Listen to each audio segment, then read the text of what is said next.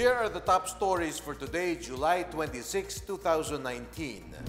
A former U.S. ambassador says the narrative of IP leaders touring the United States is an eye-opener to the situation of tribes in Mindanao. Malacanang Defense President Duterte's verbal deal with China on fishing in the West Philippine Sea. Cuartero town in Capiz declares the CPP-NPA as personas non grata. And a town in Pangasinan teaches honesty by opening its version of the Honesty Store.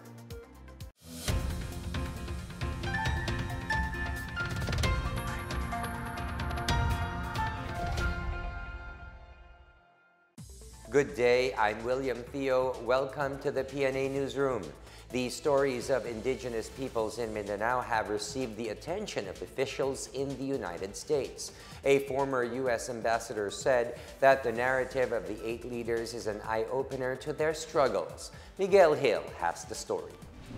While Philam militants turned a deaf ear to the narratives of indigenous peoples leaders from Mindanao, the U.S.-Philippine Society, or USPHS, based in Washington, D.C., saw the importance of the tribal community's stories of struggle, self-assertion, and communist deception.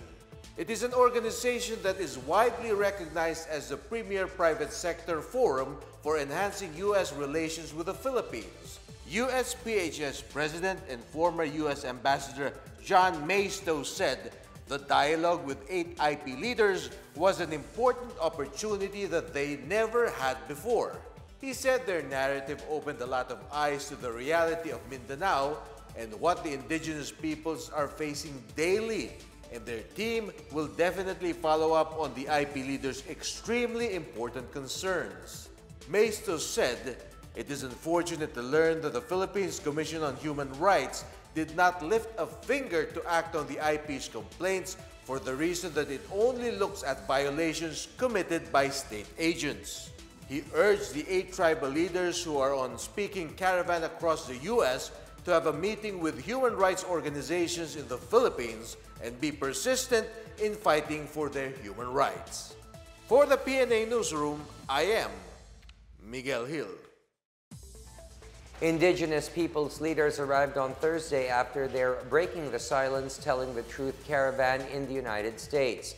They said and again reiterated their call to denounce the communist terrorist groups, saying those who continue to exploit and radicalize tribal communities will have to face the consequences of their actions.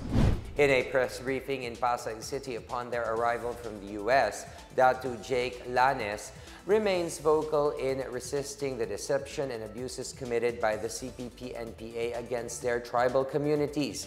Lanes and several other tribal leaders lamented how several militants harassed them during their speaking engagement in the U.S., with some shouting at them in several occasions during their tour. For Datu Nestor Apas, the harassment by some militant groups show that they are threatened by the tribal leaders who are finally standing their ground and speaking up against the atrocities committed by the CPP-NPA. Overall, the tribal leaders consider their U.S. tour a success as they were able to expose the truth about the communist terrorist group. They also lodged a formal complaint before the Office of the United Nations High Commissioner for Human Rights and the Permanent Forum on Indigenous Issues Secretariat, asking them to launch an investigation into the attacks committed by the communist rebels. The Communist Task Force to End Local Communist Armed Conflict, or NTF-LCAC, once again hit Karapatan and the National Union of People's Lawyers for keeping its silence on the execution of 4 police officers in Negros Oriental, but is now creating noise with the slay of Negros lawyer Anthony Trinidad. Attorney Anthony Trinidad was shot dead by motorcycle-riding gunmen on July 23 while on his way home from a court hearing. His wife sustained injuries from the said ambush. Major General Antonio PRRD Jr. said, "It is time for the so-called human rights defender to be clean of their bias, as he cannot help but wonder why Karapatan and NUPL are mum on the death of 4 policemen but condemn the killing of Attorney Trinidad." PRRD said Karapatan Secretary General Cristina Palabay should raise a howl before the United Nations since they professed to fight for the rights of individuals whose right to life had been brutally violated. He also urged the group to justify the funds they allegedly scammed from the European organizations and to prove that Jose Maria Sison is wrong for red tagging their organization. PRRD clarified that it was Joma himself who named the Communist Legal Front organizations. Malacanang has ordered an investigation into the killing of lawyer Anthony Trinidad, describing it as atrocious should it be discovered that the felony is work-related. In a statement, presidential spokesperson Salvador Panelo said the Office of the President strongly condemns the killing of attorney Anthony Trinidad by two gunmen aboard a motorcycle in Negros Oriental, as well as the infliction of bodily harm upon his wife. He also said that government will prosecute the killers and ensure that they will face the appropriate penalties. Reports show that Trinidad had been receiving death threats for several months before the attack, since he has been tagged as a supporter of the New People's Army, the armed wing of the Communist Party of the Philippines. Meanwhile, the bounty for the capture of the killers of the 4 police personnel in Sitio Yamot, Barangay Mabato in Ayungon Town, Negros Oriental, is now at 3 million pesos. President Rodrigo Duterte on Thursday raised the reward for the 3rd time during the inauguration of the Candon City Bypass Road in Ilocos Sur. So the other night I raised the first 1 million. Then the other night, I was before the governors and mayor. I said, I'm raising it to 2 million. Now, nandito ako, I'm raising it to 3 million. Dalhin mo lang yung ulo ng okay na sa akin. Yung police na nahuli doon sa na-hostage nila, about 7 days ago, dyan sa Negros Oriental, binugbog nila, pinaghampas nila, tapos pinatay nila. Sinunod nila parang ISIS. Kaya ako nagalit. Wala namang kaming sinaktan kung ang mag-surrender ang mga NPA. Ni isang kurot. So lahat ng nag-surrender doon, leaders, and they were treated humanely, decently. Some 2,000 counterfeit items are confiscated in Binondo, and a lawmaker is pushing for proof of parking bill for those who will buy a new vehicle. More on this from Janice Cabe. In Binondo, Manila, some 2,000 counterfeit Louis Vuitton items worth 308 million pesos were seized from several stalls at 168 shopping mall. 10 persons were also arrested on the same raid. Meanwhile, Manila Mayor Isko Moreno pushes for the strict liquor ban near schools. Manila Ordinance Number 3532 prohibits the sale of intoxicating liquor in establishments located within 200 meters of schools, while Ordinance Number 8520 prohibits the sale of liquor or any alcoholic beverage to minors in any store, mall, bar, restaurant, eatery, or any commercial establishment in Manila. In other news, Senator Sherwin Gatchalian on Thursday asked President Duterte to certify as urgent the proof of parking space bill to address traffic woes in Metro Manila. The proposed Proof of Parking Space Act would require prospective vehicle owners to present proof that they have a parking space for the new vehicle they would be buying. And the Department of Health on Thursday said it is taking necessary actions in response to the Commission on Audit's 2018 report on the almost 300 million peso worth of expiring medicines and medical supplies. According to DOH, it is trying to resolve the issues on overstocking, distribution, and warehousing.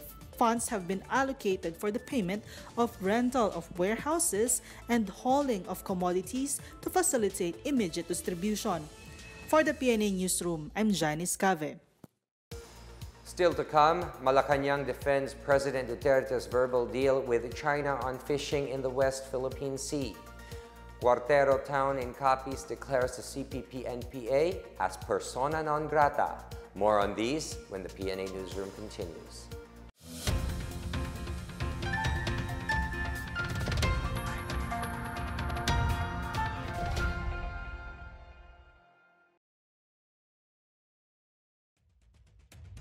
Ngayong araw nakipagpulong ang mga indigenous peoples leaders mula sa Mindanao dito naman sa mga mambabatas sa US Congress sa Washington, D.C.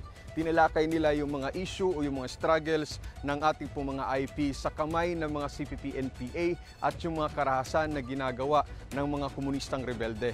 Napakahalaga ng diskusyon na ito dahil dalawa sa kanilang mga nakausap na mga mababatas ay may mga dugong Pinoy, sina Congressman T.J. Cox at Congressman Bobby Scott. Napakahalaga rin ito dahil itong mga mambabatas na nakausap nila ay mga miyembro ng mga komite na nakaka-impluwensya sa paggawa ng foreign affairs policy ng Estados Unidos. We're the Philippine Friendship Caucus, Republicans and Democrats working together, and so we appreciate the folks coming all this way to educate us and bring us up to speed as to what's happening right now. And we'll work with the State Department, and the Congress and State Department works together in these types of matters, and hopefully we'll come to some solution to at least assisting. That's obviously something we have to look into, and that's the first time it's been brought to my attention, and so we have some work to do.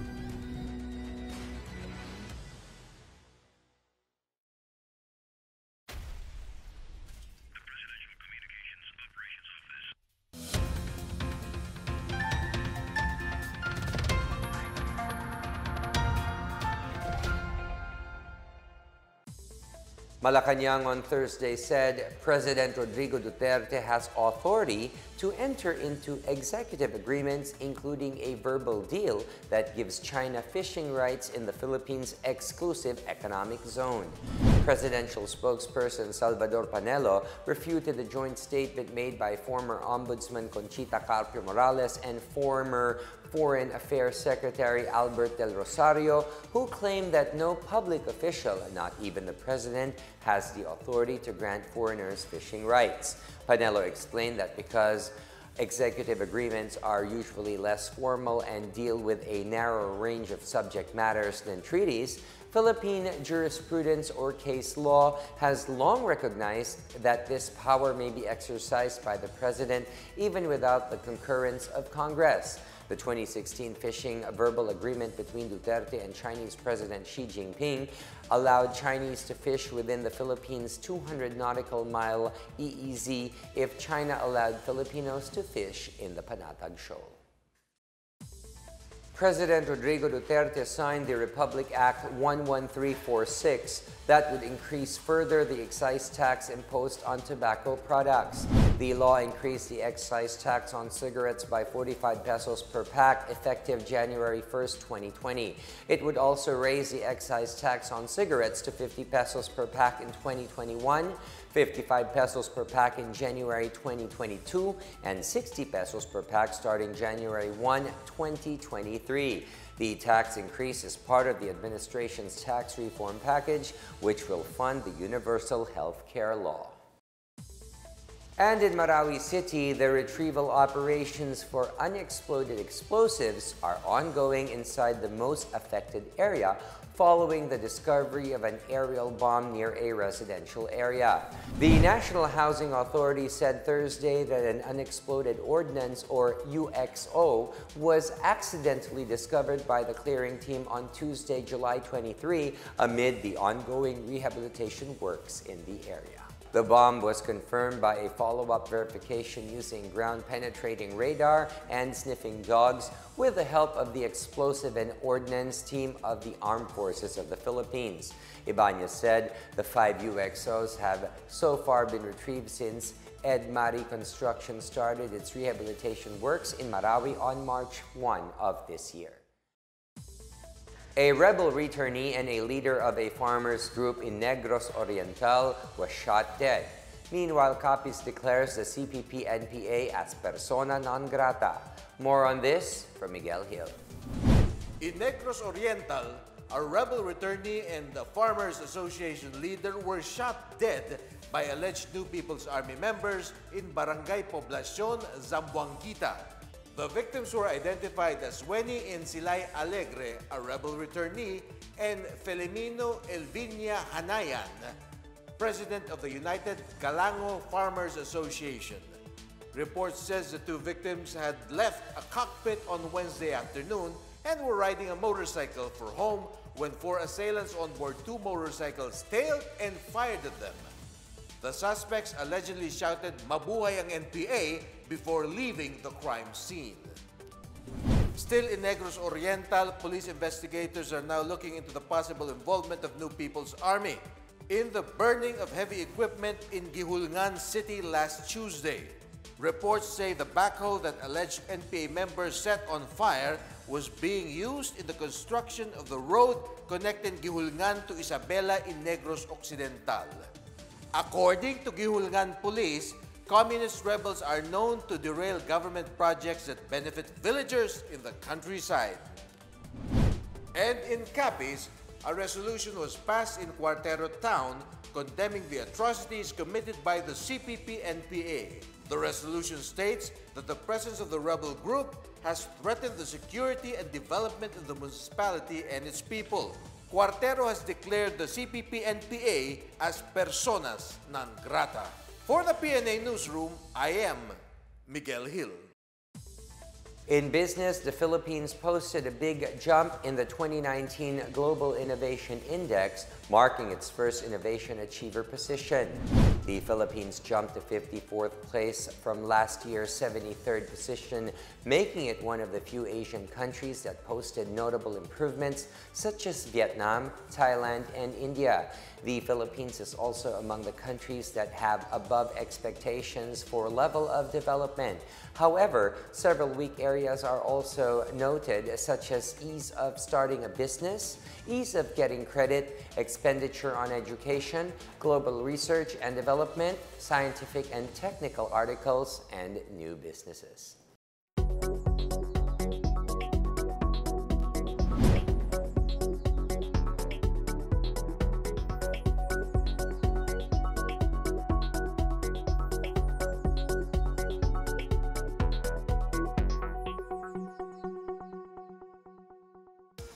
Up next, President Duterte vetoes the security of 10-year bill due to concerns from the business sector. A town in Pangasinan teaches honesty by opening its version of the Honesty Store. The PNA Newsroom returns after these reminders.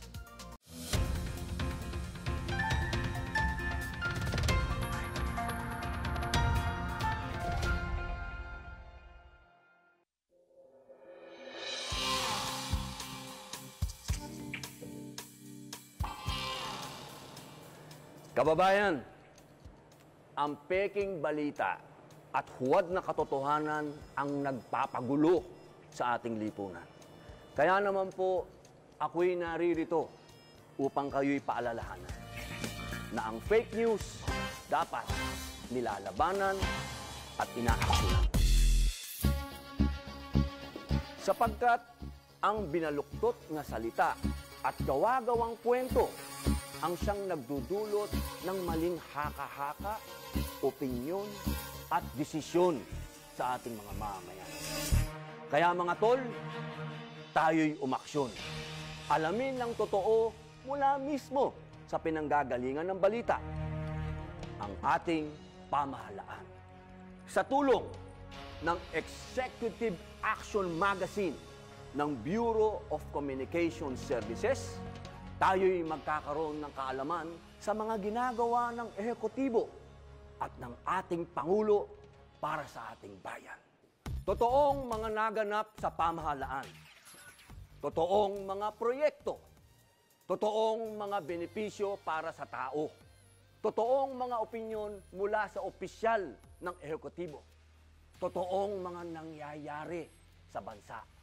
Yan ang Executive Action Magazine. Mga binibini at ginoo, labanan ng fake news. Aksyon agad, magbasa ng Executive Action.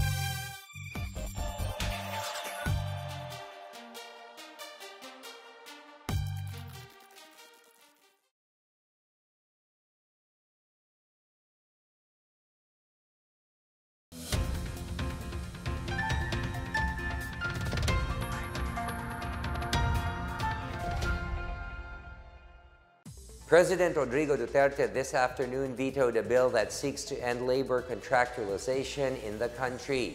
Presidential spokesperson Salvador Panelo confirmed the veto of the Security of Tenure bill. The proposed law was supposed to lapse into law by Saturday, July 27, if not acted upon.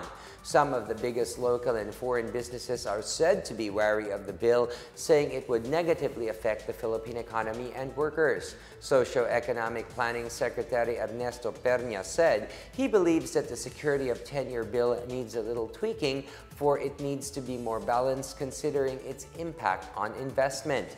Meanwhile, Senator Tito Soto said he was crestfallen or disappointed, but would refile and prioritize the measure in the 18th Congress. Meanwhile, PCOO Secretary Martin Andanar was in Jakarta, Indonesia on July 24 for the 6th leg of the Press Freedom Caravan.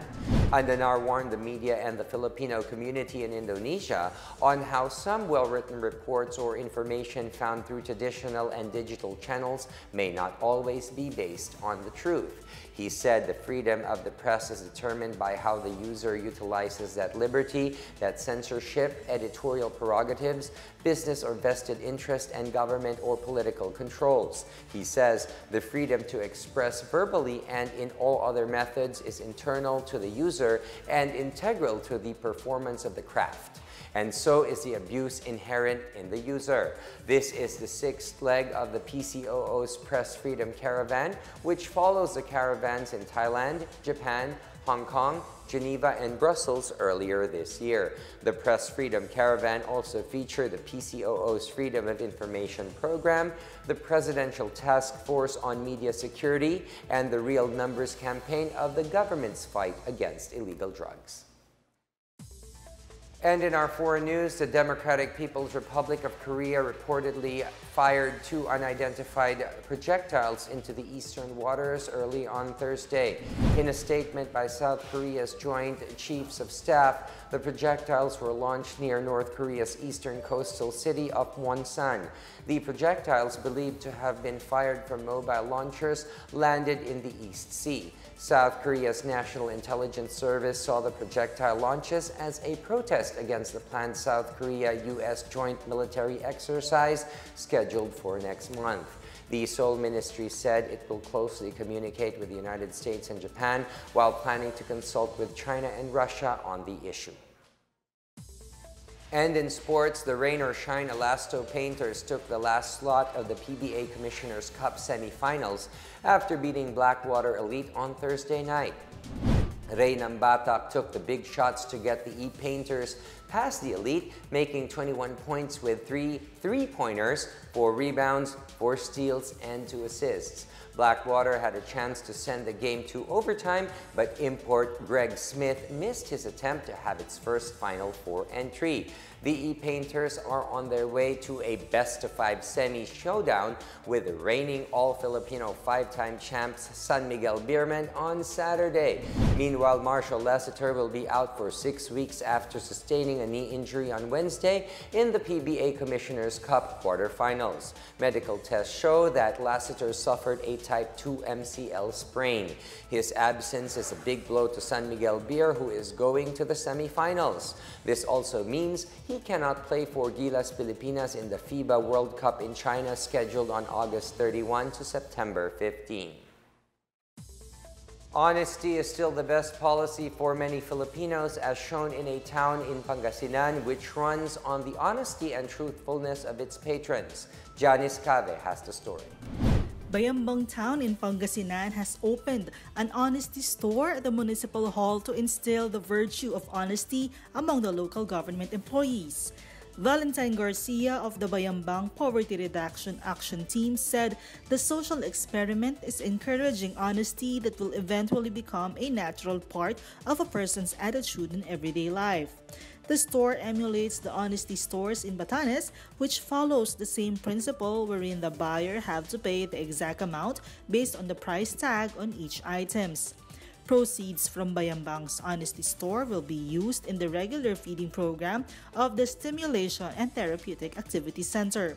Aside from the municipal hall, 8 other honesty stores were opened in selected schools in Bayambang to instill the value of honesty and financial management among young people. It is being run by the Office of the Supreme Student Council. For the PNA Newsroom, I'm Janice Cave. In our weather update, Mimaropa, Cavite, Batangas, Zambales, and Bataan will experience cloudy skies with isolated rain showers and thunderstorms, while Metro Manila and the rest of the country will experience partly cloudy to cloudy skies with isolated rain showers. Let's check out the weather forecast for Metro Manila and the rest of the country.